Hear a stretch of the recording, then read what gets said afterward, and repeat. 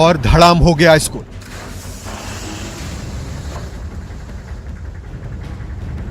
जलस्तर में कमी आने के बावजूद गोपालगंज में गंडक नदी और उग्र हो गई है। ये कटघरवा पंचायत के मंझरिया गांव का नजारा है, जहां देखते ही देखते स्कूल भवन का ये हिस्सा चंद सेकंड के अंदर ताश के पत्तों की तरह भरभरा कर गंडक नदी की तेज धारा में विलीन हो गया।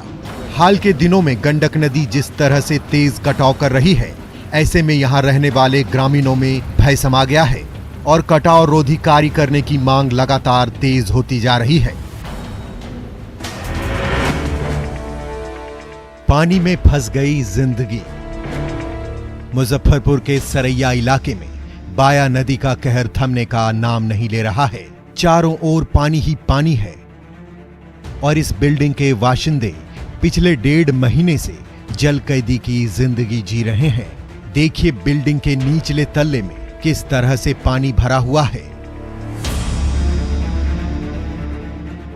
और इस परिवार के सदस्यों को मजबूरन बिल्डिंग के ऊपरी हिस्से में शरण लेनी पड़ी है। कहीं भी आना जाना है तो लोहे के चदरे से बने इस पुल से गुजरने के सिवाय और कोई चारा नहीं है। 6 अगस्त से यहाँ पे पानी है, पूरा लगा परेशानी, पूरा में पानी है। बाथरूम सब पूरा भरा हुआ है पानी से। हाँ, 13 साल के बीच में आया है, उससे पहले आया था। नहीं, अभी कहाँ निकला है। पानी ने मुश्किल की जिंदगानी। खगड़िया के बलुआही गांव के ग्रामीणों की जिंदगी नारकिया होकर रह गई है। महीनों बाद भी इस इलाके में बाढ़ का पानी फैला हुआ है, जिसमें गांव का एकमात्र चापाकल डूबा हुआ है। अब इस पानी में हरी हरी काई भी जमा हो गई है, जिससे 24 घंटे दुर्गंध भी निकलता रहता है। यही नहीं, मच्छरों के प्रकोप के साथ साथ महामारी का खतरा भी बढ़ गया है, लेकिन अब तक किसी ने इन ग्रामीणों की सुध नहीं ली।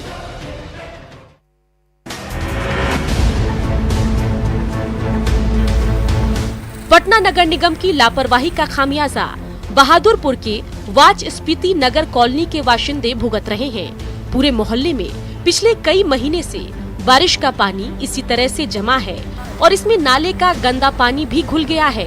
इसकी वजह से यहाँ के लोगों की जिंदगी नरक बनकर रह गई है। पटना नगर निगम से लेकर तमाम हुक्मरानों तक ये लोग कई बार गुहार लगा चुके हैं, लेकिन कोई इनका दर्द सुनने को तैयार नहीं है।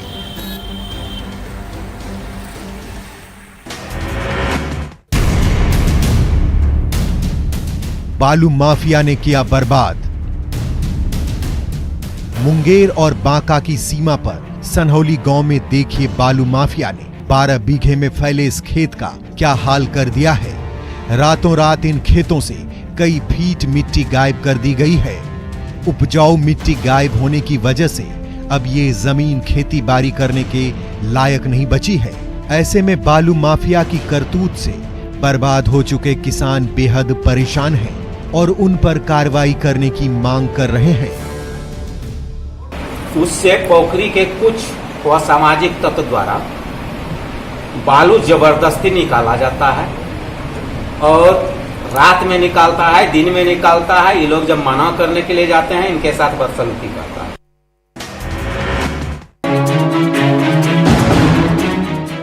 घोटाले की सड़क। बिहार शरीफ पटना मुख्य सड़क से पांडे चक गांव को जोड़ने वाली सड़क की ये दुर्दशा है। इसका हिस्सा कई जगह से टूटा हुआ है, तो इन गड्ढों के बीच सफर करना खतरे से खेलने जैसा है, जबकि कई मीटर तक सड़क का पक्कीकरण भी नहीं हुआ है। यानी लंबे समय से इस रोड पर एक ईंट भी नहीं जोड़ी गई है। इसके बावजूद ठेकेदार ने रातों रात यहां मुख्यमंत्री पथ योजना का बोर्ड चस्पाकर 1,93,00,000 खर्च करने का दावा कर दिया, जिस पर ग्रामीणों ने सवाल खड़े किए हैं। इस पर ग्रामीणों ने सवाल खड़े किए हैं। इस तरह आसान हुआ सफर। ये मधुबनी से करहारा गांव को जोड़ने वाली सड़क का नजारा है। बाढ़ ने इस मार्ग की इतनी बुरी हालत कर दी है कि यहाँ से गुजरना खतरे से खाली नहीं है। लंबे इंतजार के बावजूद जब प्रशासन की ओर से कोई कार्रवाई नहीं हुई तो इन ग्रामीणों ने कुदाल और फावड़ा थाम लिया और अपने हाथों से इस जर्जर सड़क की सूरत संवारने में जुट गए। थोड़ी सी मेहनत के बाद अब इस सड़क से सफर आसान हो गया है। रोजगार से हुआ काया पलट। मनरेगा और जल जीवन और हरियाली जैसी योजना ने पूर्णिया के विशनपुर दत्त पंचायत की सूरत ही बदल कर रख दी है। लॉकडाउन के दौरान बड़े बड़े शहरों से अपने गांव लौटे ये प्रवासी मजदूर अपने हाथों से इस तालाब को सजाने संवारने में जुटे हुए हैं। तालाब के किनारों को दुरुस्त किया जा रहा है तो आकर्षक रंग रोगन और कलाकारी ने इस पूरे इलाके की तस्वीर ही बदल कर रख दी है।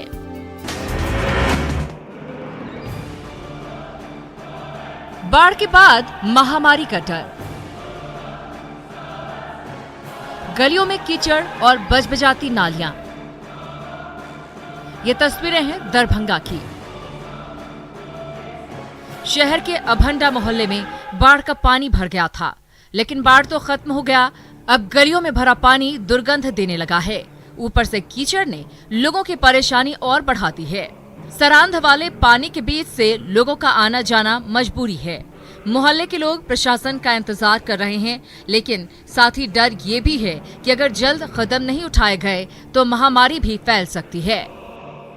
बाढ़ के समय में कमर भर पानी था, देखने वाला भी कोई नहीं था और न सुनने वाला था। अभी भी लोगों के घर में पानी है और पानी में जैसे गंध है काफी।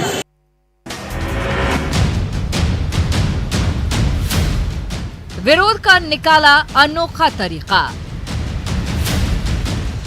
स्मार्ट सिटी भागलपुर का भोलानाथ पुल, जहां 10 मिनट की बारिश के बाद कई दिन तक जल जमाव हो जाता है, या यूं कहें कि बरसात का पूरा मौसम जल जमाव में गुजरता है। इस पुल के नीचे से हर पार्टी के नेता और हर विभाग के अधिकारी गुजरते हैं, लेकिन किसी ने ध्यान नहीं दिया है। ऐसे में फ्लाईओवर की मांग को लेकर बजरंग नामक युवक ने अनोखा तरीका निकाला। बजरंग वहां जमा पानी में बैठकर प्रदर्शन करने लगा। बजरंग को वहां पर बैठे देखकर कई दूसरे लोग भी वहां पहुंच गए। हर एक बरसात में चाहे 10 मिनट के लिए भी पानी क्यों न पड़े, यहाँ पे जल जमा हो जाता है। और भागलपुर भारत के 100 स्मार्ट सिटी में से एक है, लेकिन यहाँ का ये हाल है। हमारे गांव में कब बनेगी सड़क? ये सवाल कर रहे हैं पलामू के रामगढ़ के मायापुर गांव के लोग। इस आदिवासी इलाके में आज भी एक अदद सड़क नहीं है और अब भी पगडंडी ही इनका सहारा है। सड़क नहीं होने की वजह से गांव में राशन नहीं पहुंच पाता। गांव में कोई बीमार पड़ जाए तो डोली खटोली के सहारे ही उसे मुख्य सड़क तक ले जाना होता है। जनप्रतिनिधियों की बेरुखी से गांव के लोग आहत हैं।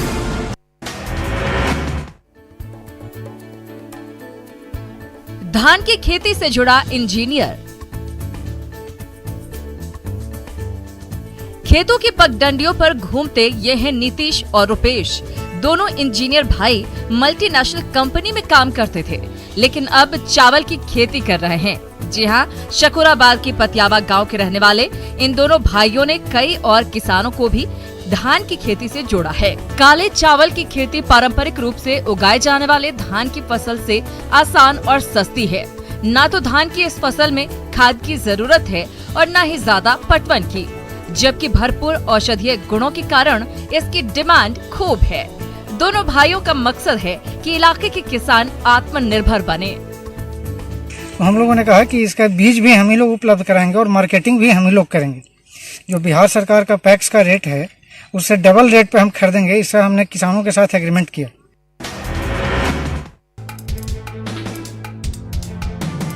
मछली पालो, मच्छर भगाओ। दरभंगा को जिद्दी मच्छरों से छुटकारा दिलाने के लिए डीएम त्यागराजन ने अनोखा प्रयोग किया है। यहाँ नालंदा से करीब 20,000 गंबूजिया मछलियां लाई गई हैं। इन मछलियों को तालाबों और नालों के ठहरे हुए पानी में छोड़ा जा रहा है। ये मछलियां मच्छरों के लार्वा को खा जाती हैं, क्योंकि लार्वा ही इनका मुख्य भोजन है। लार्वा के खत्म होने से मच्छर खुद ब खुद खत्म हो जाएंगे। ऐसा प्रयोग नालंदा के बिहार शरीफ में किया जा चुका है और वहां ये प्रयोग सफल रहा था। लंबे इंतजार के बाद लौटी खुशी।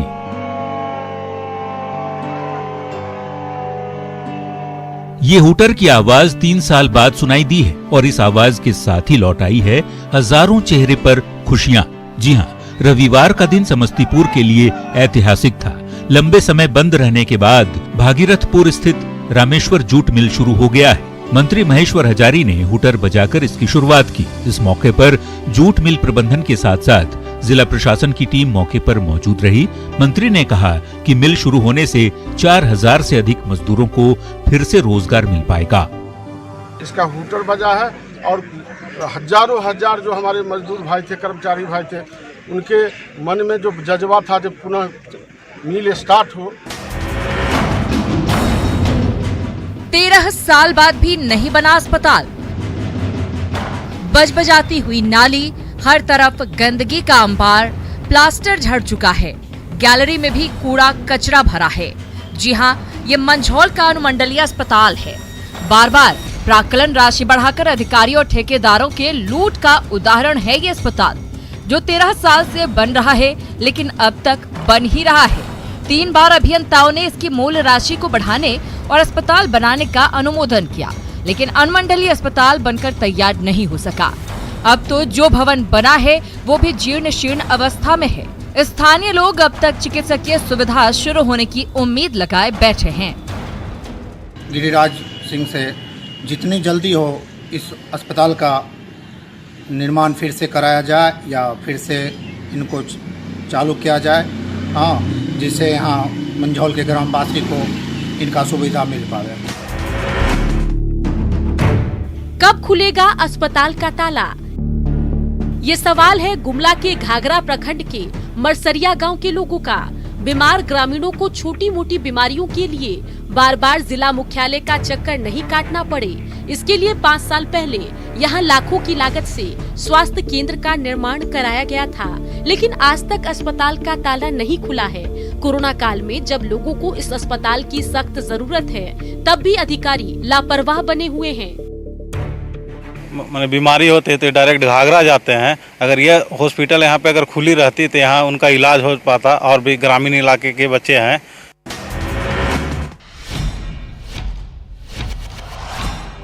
हजारीबाग के इचाक प्रखंड में हाथियों का उत्पात। इन दोनों जंगली हाथियों ने प्रखंड के कालाद्वार और फफूंदी गांव में जमकर उत्पात मचाया। ये हाथी रिहायशी इलाके में काफी देर तक घूमते रहे, एक राशन दुकान में तोड़फोड़ मचाया और खेतों में फसलों को तबाह कर दिया। बताया जा रहा है कि ये इलाका हाथियों का कॉरिडोर हुआ करता था, लेकिन जंगल की कटाई के बाद इनका आशियाना छिन गया और ये हाथी रिहायशी इलाकों में जमकर उत्पात मचा रहे हैं।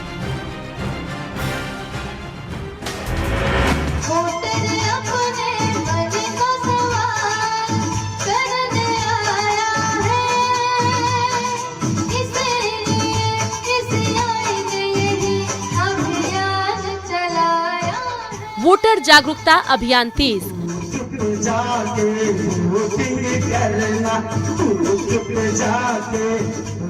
बिहार विधानसभा चुनाव को लेकर नालंदा में वोटर जागरूकता अभियान तेज हो गया है।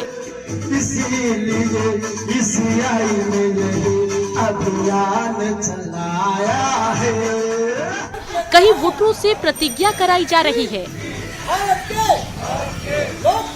तो कहीं रंगोली और जनसंपर्क के माध्यम से वोटरों को जागरूक किया जा रहा है।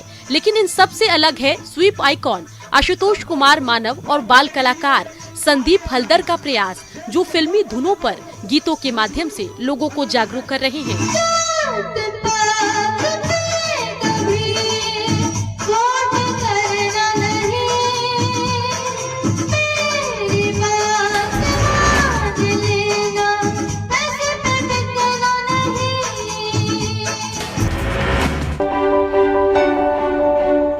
लॉकडाउन में जिंदा हुआ गुरुकुल।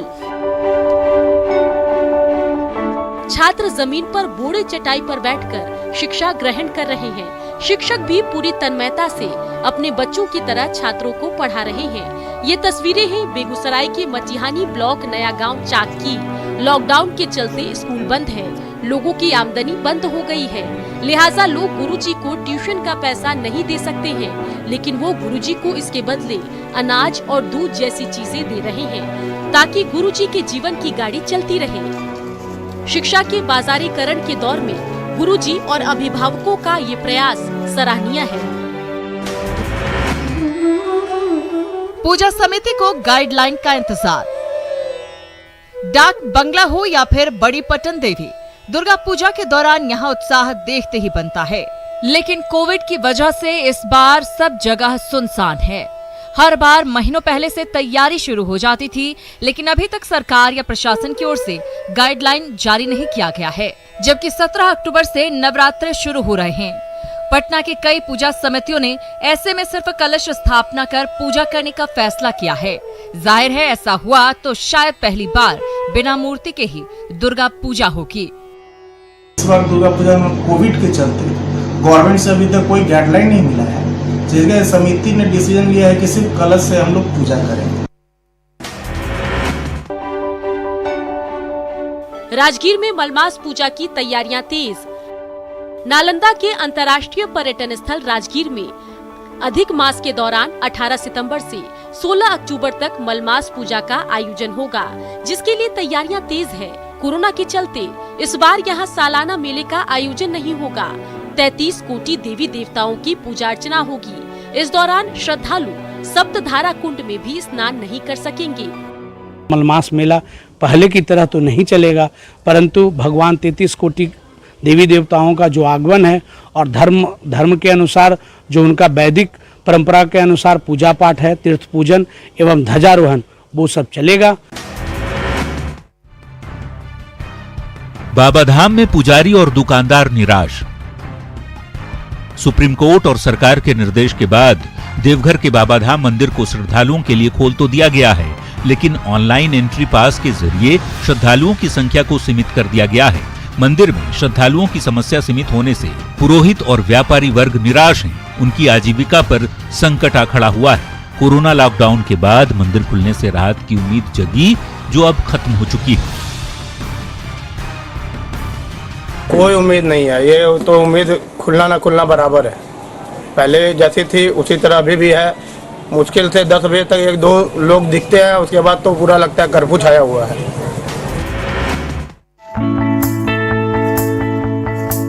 एक और दशरथ मांझी।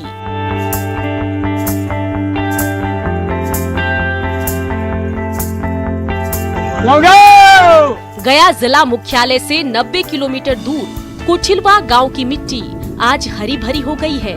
ये गया की दूसरी दशरथ मांझी यानी लौंगी भुइया की 30 साल की जिद और जुनून का नतीजा है।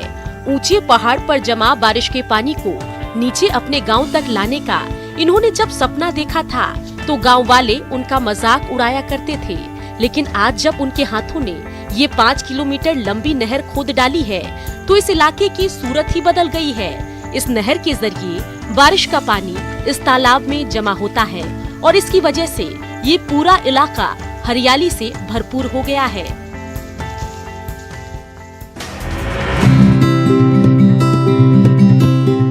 कमाल का कलाकार।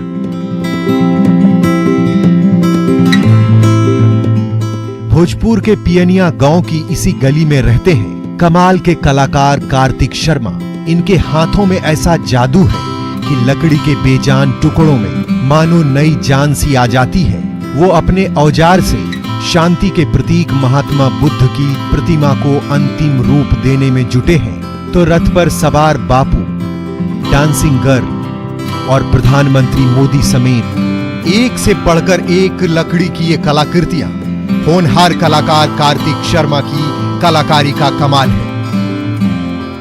शीशा का भैंसा टाइप के खरीद कर लाए, वो हमको बहुत अच्छा लगा, तो उसको सोचे कि इसको लकड़ी से बनाया जाए, इस तरह का तो अच्छा लगेगा।